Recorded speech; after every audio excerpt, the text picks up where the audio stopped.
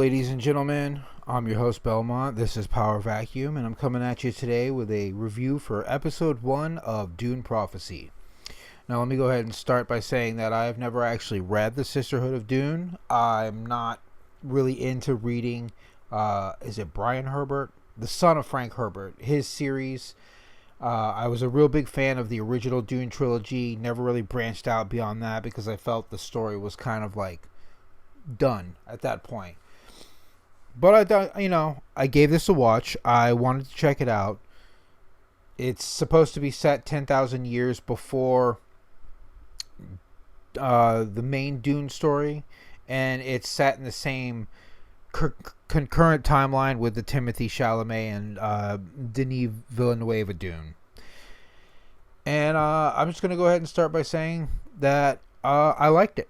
So far, episode 1 was good. It's a really good origin story for the characters that set up the bloodline purification process. Basically, it begins with the very first Bene Gesserit and the basically effective birth of the Sisterhood.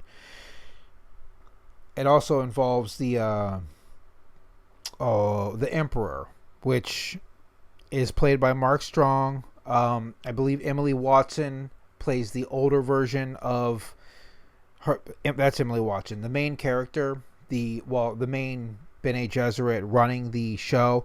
I'm not sure who the main character is supposed to be. When you look up the cast, the top billed actor, whose name I can't remember, they'll probably show it up here in a minute, is the guy who is from Vikings. He plays a warrior that has returned from Arrakis after being ambushed, and that's pretty much his character. He also sees things that other people don't see, like deception, things going on behind the scenes, and he's got the crazy eyes going on real well. But overall, the series has started very strong. Like, I'm talking like 7.5, maybe an 8. I couldn't decide between 7 or 8, so I went with 7.5. I don't usually do half rankings because, I like whole numbers, but I couldn't decide on which one it's set, so I went with a half ranking, But overall, the acting is mostly really well done. There are a few hammy actors in here and a couple people that I guess haven't had the chance to cut their teeth in acting. Like the little kid you saw on the screen a second ago, he does better acting in some of his scenes than some of the adults in this show, and I just think it's because they're probably not seasoned, where this kid's probably been forced into it as most children are in acting. But the acting pretty well, the wardrobe fantastic, the set design fantastic, and the special effects are pretty top notch so far.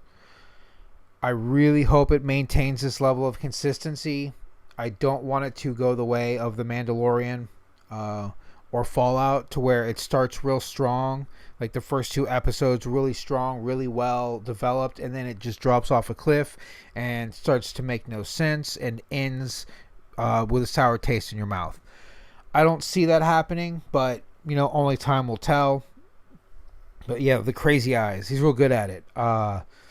He's a really great actor. I've never watched Vikings, but I'm probably going to have to now, just because his performance in this really sold me on how good of an actor he can be. I don't know anything else from his CV, but he's locking it down. And like I said, he's listed as the top billed actor in the show when you look at the cast. Well, that's a shame I can't remember his name. But again, I never knew it, but yeah, it's a good show. It's well worth the watch. If you have HBO, definitely check it out. If you have some other means of watching it, you should still check it out. Give it a chance. So far, it's Travis Fimmel. There we go. There's his name. I probably won't remember that because it's the first time I've seen it, but yeah, he's spot on with his delivery and his lines and his roles and whatnot. But yeah, I like it so far. I want it to maintain this level of quality. It does involve them building the line of purification. So that even hasn't happened yet in the story. Trying to keep this as spoiler free as possible without giving away too much. I think I've already given away enough without really spoiling anything. Nothing more than you can get from watching the trailers or watching this stuff. That this is a YouTube video, but it's well worth it, and I want it to be good. I think it probably has the potential to be one of the best sci-fi TV shows out there.